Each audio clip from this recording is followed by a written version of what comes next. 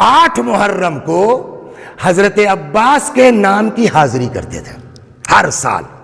اللہ اور مومنین کو بھی توفیق دے عباس کے نام پر. انتقال ہو گیا. جب ان کا انتقال ہوا تو اچھے خاصے مقروض ہو کے مرے تھے. تو اب جو ان کے صاحبزادے وہ بھی عالم دین ہیں تو بیچارے باپ کا قرض ہی ادا کرنے میں لگے رہے. یہاں تک کہ محرم آ گئی تو ان کا مرحوم کا ایک مخصوص باورچی تھا جو ہر سال حاضری کا کھانا پکاتا تھا. باورچی نے کہا کہ کیا ہوا سید، ابھی تک آپ نے وعدہ نہیں لیا کھانے کا، حاضری پکانے کا؟ انہوں نے کہا یار کوئی ہمارے اوپر واجب تھوڑی ہے، منت تھوڑی ہے، میرے باپ کے پاس تھا وہ کرتے تھے، میرے پاس نہیں ہے میں نہیں کروں گا. اس باورچی نے کہا اے سید،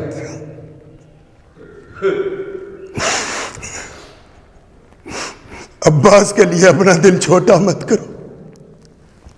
کل ایک دن بیوی نے ہمارے یہی کہہ دیا کہ کیا ہوا کچھ تیاری نہیں کر رہے ہو، اب کی حاضری نہیں ہوگی کیا؟ میں نے بیوی کو بھی یہی جواب دے دیا کہ بھائی ہمارے اوپر کوئی واجب تو ہے نہیں، کوئی منت تو ہے ہی نہیں، ابا کے پاس تھا وہ کرتے تھے، میرے پاس ہے میں نہیں کروں گا.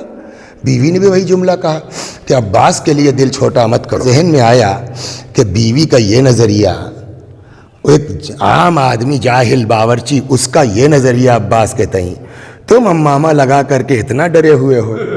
میں نے فیصلہ کیا کہ دیکھا جائے گا، چلو کرتے ہیں. تو اب رقم مختصر ہے.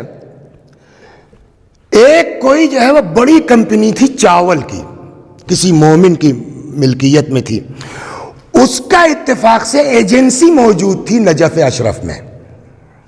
تو میں نے کہا عام دکان سے لوں گا تو مہنگا پڑے گا، وہاں ڈائریکٹ چلا جاؤں گا تو 1 آدھ روپے کلو بھی اگر سستا ہوا تو 100 کلو 200 کلو میں 200 روپے بچ سکتے ہیں. وہاں پہنچے صاحب چاول لینے کے لیے حاضری کا. صدقے جائیں مولا آپ پر، مولا آپ اپنے چاہنے والوں کو بے عزت نہیں ہونے دیتے آقا. یہ فرماتے ہیں جب میں وہاں پہنچا تو دیکھا بغداد سے جو کمپنی کا مالک ہے وہ بیٹھا ہوا ہے آ کر کے. اچھا ان کو تو لوگ جانتے ہی تو فلاں مرجع کے بیٹے ہیں، آئیے حضور خیریت، تو کیسے آنا ہوا؟ کہا بھائی وہ 8 محرم کو حاضری ہوتی ہے جناب عباس کی، تو وہ سوچا کہ عام دکان سے لیں گے تو فرق ہوگا، یہاں سے 1 آدھ روپے سستا پڑے گا. کہا بہت اچھا کیا، آپ آگے کتنا چاہیے؟ 4 کنٹل بتا دیا انہوں نے. اس نے بلایا اپنے اس کو مینیجر کا، رجسٹر لاؤ اور 4 کنٹل چاول جناب عباس کے نام لکھ دو، مولانا کے یہاں بھیج دو. گئے تھے 2 روپے سستے کے چکر میں معاملہ تھا. جناب عباس نے پورا چاول بھیج دیا. اب یہ بیچارے لکڑی وغیرہ کا انتظام کرنا ہے تو اب کہنے لگے ایک پیسہ تو جوڑنا تھا ہم کو. چھت بڑی تھی کہ اسی چھت پہ پکنا تھا. اب لکڑی آ گئی، اتنی اوقات نہیں کہ ہم مزدور لگا کے لکڑی اوپر پہنچائیں. تو اپنا جو ہے وہ ابا قبا اتار کے اور خود ہی جو ہے وہ باپ بیٹے مل کے لکڑی چھت پہ پہنچا رہے تھے کہ بھائی 2 روپے بچ جائیں گے مزدوری کے. ابھی لے ہی جا رہے تھے کہ اتنے میں دیکھا کہ 2-4 لوگ ایک دمبا ہکاتے ہوئے چلے آ رہے ہیں اور میرے دروازے پہ آن کے رکے اور پوچھا کہ فلاں صاحب کا گھر؟ تو اب میں نے کہا کہ یار مجھ کو اس حال میں لکڑی ڈھوتا ہوا دیکھے گا آدمی تو کیا کہے گا فلاں مرجع کا بیٹا لکڑی ڈھو رہا ہے. تو میں نے کہا جی ابھی بلاتا ہوں. اندر گئے، قبا امامہ وغیرہ لگا کے آئے. میں نے کہا جی فرمائیے. کل صاحب ہم لوگ کربلا کے قریب کے گاؤں کے رہنے والے ہیں، ہر سال ہم لوگ 8 محرم کو جناب عباس کی حاضری کرتے ہیں.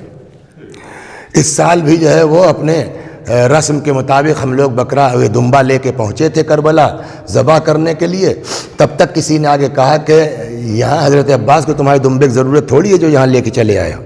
تو ہم لوگوں نے کہا تو کہا نجف چلے جاؤ، فلاں عالم دین کے یہاں ہر سال حاضری ہوتی ہے، وہاں جا کر کے تم یہ ان کے ہاں یہ دمبا پہنچا دو. دو صاحب ان لوگوں کہنے کے مطابق ہم لے کر کے یہاں آ گئے ہیں. تو میں نے کہا اللہ تیرا شکر ہے. اتنے میں ان سبوں نے جیب سے ایک لفافہ بھی نکالا کہ صاحب یہ کیا ہے؟ کہ لے رہے صاحب کچھ مسالہ لگے گا، کچھ باورچی کو دیں گے آپ، خرچہ بھی تو ہے، یہ لفافہ رکھ لیجئے. کہنے لگے صاحب وہ سب دے کے چلے گئے. مجھ سے برداشت نہیں ہوا، میں وہیں کھڑا ہو کر کے میں نے کربلا کا رخ کیا. میں نے کہا صدقے جاؤں یا مولا یا ابوالفضل. اور یہ سارا منظر وہ ہمارا باورچی جو تھا وہ سارا منظر دیکھ رہا تھا. کہنے لگا سید ابھی تک تو یہ ارادہ تھا کہ حالات ٹھیک نہیں ہے تو مولا کے نام پہ میں پکوائی نہیں لوں گا اس سال، لیکن اب جب مولا ہی نے سارا انتظام کر دیا ہے، حضرت ابوالفضل عباس باب الحوائج، حاجتوں کا دروازہ ہے۔